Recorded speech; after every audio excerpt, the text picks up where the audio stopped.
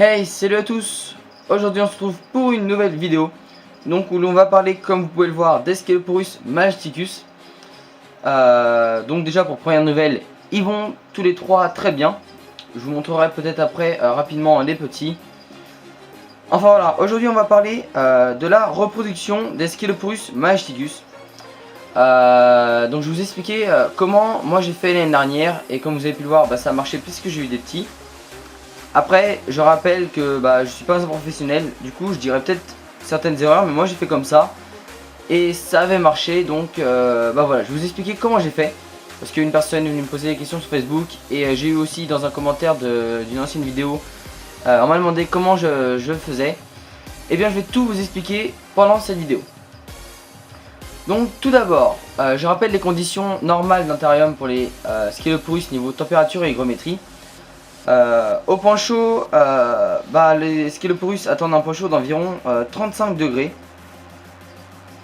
Donc ce qui est ça je l'avais dit lors de mon autre vidéo, on peut varier entre 35 et 40 degrés. C'est des aires désertiques, ils aiment avoir un point chaud assez fort et assez sec. Et au point humide, un point froid d'environ 24-25, avec une hygrométrie un peu plus élevée. On attend à 60% à peu près d'hygrométrie, on peut monter à 70%. Après, ce ne sont pas des déserts tropicaux, du coup faut pas non plus faire un coin tropical, mais voilà. Donc un point sec, un point humide, un point chaud, un point froid, voilà. Ça, c'est lors de toute l'année, avec un éclairage pendant 12 heures.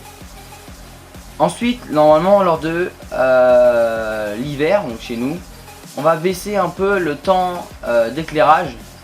Donc c'est à dire que chaque jour on va enlever une demi-heure. Tout simplement pour baisser la température un peu de point chaud et baisser le temps d'éclairage. Donc ce qui fait qu'on va passer normalement de 12 heures à jusqu'à 8 heures d'éclairage. Donc voilà, le temps d'éclairage baisse au fur et à mesure, et puis après il re-augmentera. Donc ça c'est pour l'hiver. Donc ça les prépare bien sûr à la reproduction, parce que ça c'est vraiment un point inévitable pour faire reproduire ces Scaloporus.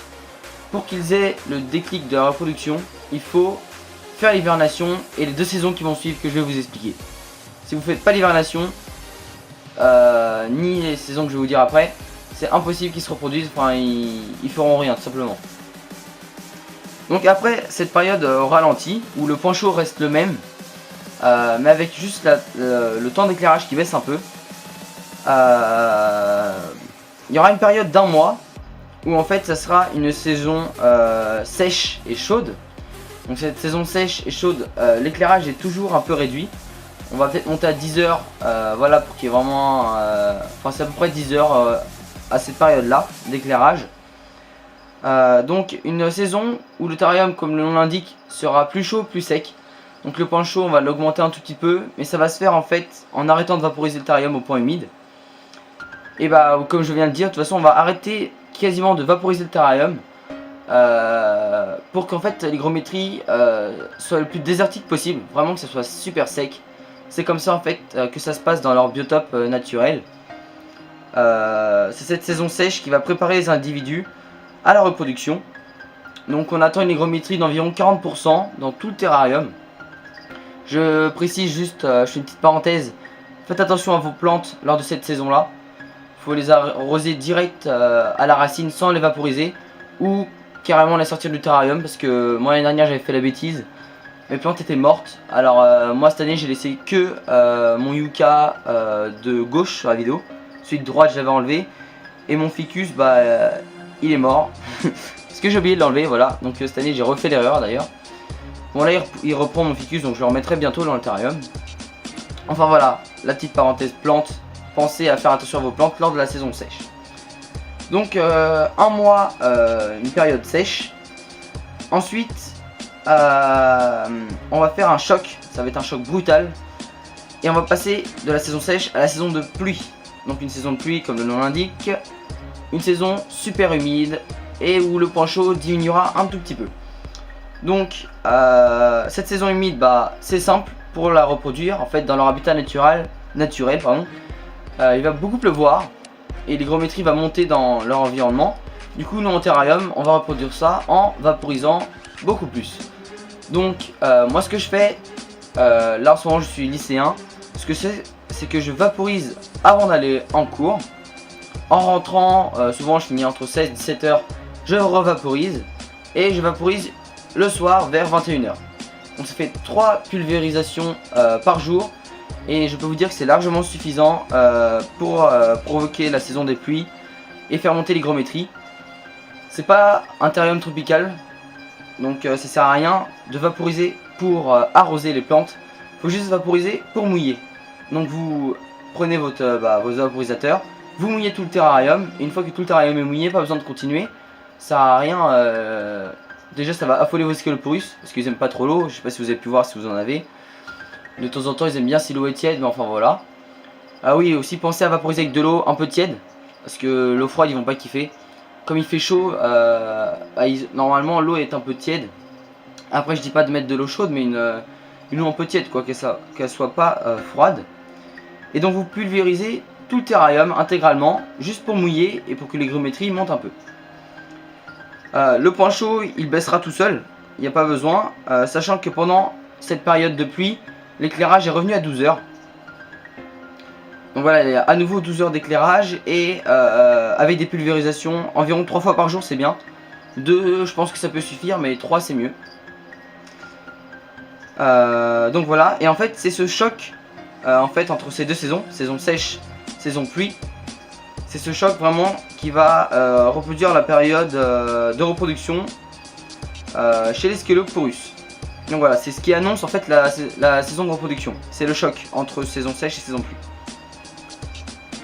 Donc voilà, je récapitule vite fait, parce que là je suis peut-être allé, j'ai détaillé un peu. Donc une période un peu d'hivernation.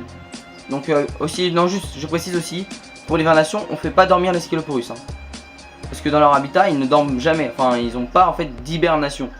Ils hivernent mais ils hibernent pas. La différence c'est qu'en fait ils dorment pas, ils sont juste au ralenti. Enfin je crois que c'est ça la différence. Enfin, je suis pas sûr de ce que je dis là maintenant, enfin je me suis embrouillé. Mais en tout cas, ce qui est sûr, c'est que pour les Sceloporus, on ne les fait pas dormir totalement. Voilà, donc désolé pour cette rapide coupure, j'ai un de mes Sceloporus qui voulait se barrer. Donc comme je laisse les portes ouvertes pour pas que vous voyez le grillage, y en a un qui a voulu se barrer. Donc attendez, je vais essayer de recentrer pour que vous les voyez un peu. Tac. Donc, ah oui, j'en reviens. Donc, récapitulatif. Une hivernation. Donc, on commence à peu près au mois, on va dire novembre. Même octobre. C'est mieux en octobre. Vous baissez le temps d'éclairage, une demi-heure par jour. Voilà, c'est rapide, mais c'est comme ça que je fais. Ça marche très bien. Vous baissez le temps d'éclairage. Il faut passer de 8 à 12 heures. Non, de 12 à 8 heures, pardon. Donc voilà, le temps diminue. Vous laissez cette période de 8 heures pendant un petit moment. Ensuite, fin décembre, vous augmentez le temps d'éclairage par une demi-heure par jour. Donc on va passer de 8 à 12, comme l'inverse en fait. Sachant qu'au moment où vous allez commencer à augmenter la période d'éclairage, vous allez commencer la saison sèche. Donc de fin décembre à fin janvier, ça sera la saison sèche. Donc où vous arrêterez quasiment de vaporiser le terrarium. Bien sûr, même pendant la saison sèche, pensez à au moins vaporiser une fois par semaine. Je préfère parce que comme les Sceloporus ne boivent pas trop dans les gamelles d'eau, vaporiser juste légèrement le bas du terrarium pour qu'ils puissent aller boire. Mais après vraiment, faut vraiment pas beaucoup vaporiser pour bien montrer que c'est la saison sèche. Ensuite, fin janvier, il y a le choc. Donc vous passez de la saison sèche à la saison de pluie en vaporisant au début 2 fois par jour et après 3 fois par jour. Et la saison de pluie, pareil, elle dure un mois, donc de fin janvier à fin février. Donc là, par exemple pour moi, ça va bientôt s'arrêter. Après, bien sûr, vous pouvez, certains décalent un peu la saison de reproduction. C'est possible, le temps que vous faites les choses dans le même ordre. On peut décaler légèrement la saison de reproduction, même si je trouve que c'est un peu moins bien. C'est mieux de suivre le fait naturel qui se passe eux dans leur pays d'origine. Enfin voilà. Mais on peut décaler un peu, c'est sûr, la période de reproduction. Enfin voilà. Donc j'espère que vous avez bien compris. Si vous avez des questions, vous pouvez toujours me contacter sur Facebook ou en commentaire, je vous répondrai. Après je reprécise juste quelques précisions du coup sur les juvéniles et les Sceloporus les mamans. Donc déjà les Sceloporus, c'est une espèce que je rappelle qui est ovovivipare. Donc c'est-à-dire qu'elle va mettre 6 à 12 jeunes au monde. Donc ça dépend de l'âge de votre femelle en fait. Si elle est plutôt jeune, elle va en faire plutôt 6. Si elle est plus vieille, elle en fera 12. Enfin ça dépend en fait. Ça dépend vraiment de l'âge. Après vous pouvez en avoir moins que 6. Par contre plus que 12, je pense pas que c'est possible. Mais souvent le nombre en fait c'est entre 6 et 12. Moi par exemple j'en ai que 4. Donc c'est soit qu'il y en avait plus et que la femelle les a bouffés avant que je les sépare. Soit c'est qu'elle en a fait 4. En tout cas c'est pas bien grave, ça dépend de la santé en fait de votre Sceloporus.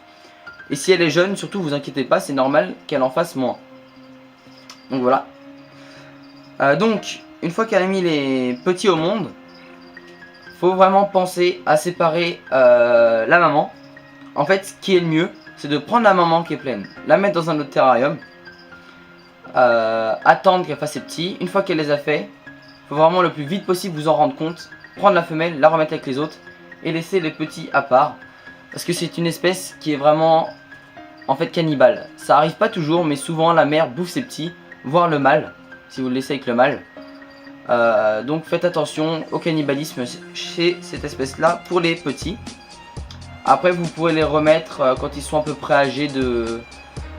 Je dirais il faudrait vraiment attendre un an, pas les mettre avant un an, parce que moi vous voyez ils sont encore dans un terrarium à part. Parce qu'ils sont encore trop petits, hein, mais les adultes là pourraient les bouffer. Donc je pense qu'il faut vraiment attendre une bonne année avant de les mettre ensemble. Après vous pouvez toujours essayer de les mettre avant, mais bon c'est à vos risques et périls.